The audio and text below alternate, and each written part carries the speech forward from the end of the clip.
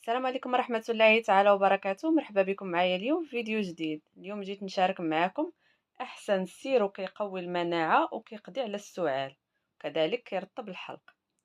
سيرو دو سيفوكس اللي مصاوب من أعشاب طبيعية، المفعول ديالو كيبان من النهار الأول، وباش زوين كنقدروا كنعطيو حتى للوليدات الصغار ابتداء من سنتين.